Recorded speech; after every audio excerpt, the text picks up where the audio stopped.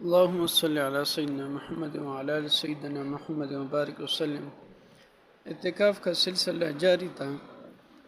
آج اس میں سے ایک اور چناؤ ہے جو آپ کے سامنے پیش کرنا چاہتا ہوں۔ سامری کے پیروکار بتوں کے پاس اعتکاف میں بیٹھے۔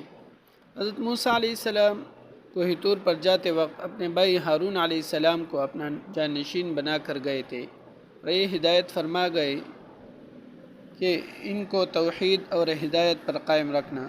موسیٰ بن ظفر سامری موسیٰ علیہ السلام کی امت کا ایک منافق تھا، ہر وقت بنی اسرائیل کو گمراہ کرنے کی کوشش میں لگا رہتا تھا۔ موسیٰ علیہ السلام کے کوہ طور پر چلے جانے کے بعد اس نے چاندی سونے کا ایک بچھڑا بنایا اور بنی اسرائیل سے کہا کہ یہ تمہارا معبود ہے، یہ تمہارا خدا ہے۔ بنی اسرائیل اس کو پوجنے لگے اور 12,000 بنی اسرائیل کے علاوہ باقی سارے بنی اسرائیل اس بچھڑے کی عبادت میں مبتلا ہو گئے اور اس کے پاس جم کر بیٹھ گئے، یہاں تک کہ اس کے پاس اعتکاف بھی کرنے لگے۔ حضرت ہارون علیہ السلام نے بنی اسرائیل سے کہا کہ اے میری قوم، اصل بات یہ ہے کہ تم اس بچھڑے کی وجہ سے آزمائش اور امتحان میں ڈال دیے گئے ہو۔ یہ سب فتنہ اور ابتلا ہے اور سراسر گمراہی کا سامان ہے۔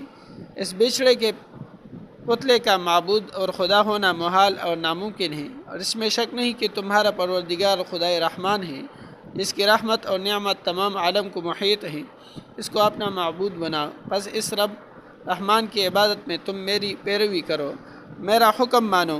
وہ بولے، جب تک موسیٰ علیہ السلام ہمارے پاس نہ آئے تو ہم اس پر جمع بیٹھے رہیں گے اور اعتکاف کریں گے۔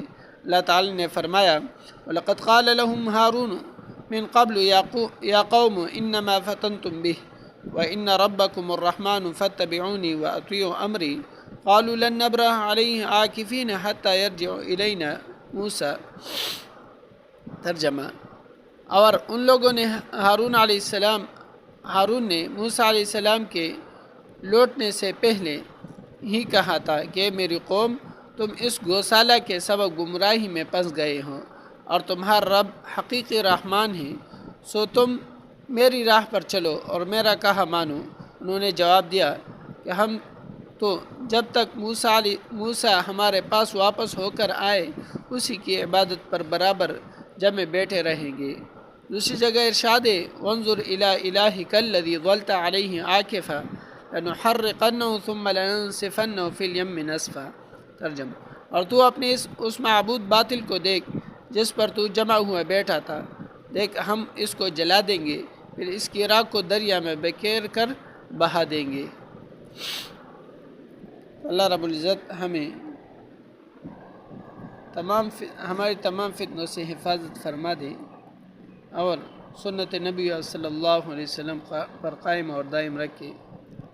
اللہ رب العزت سے دعا ہے کہ رمضان کا مہینہ برکت والا مہینہ چل رہا ہے، ہمارے اس آخری عشرے میں ہماری مغفرت فرما دے اور جہنم سے ہمیں نجات عطا فرما دے۔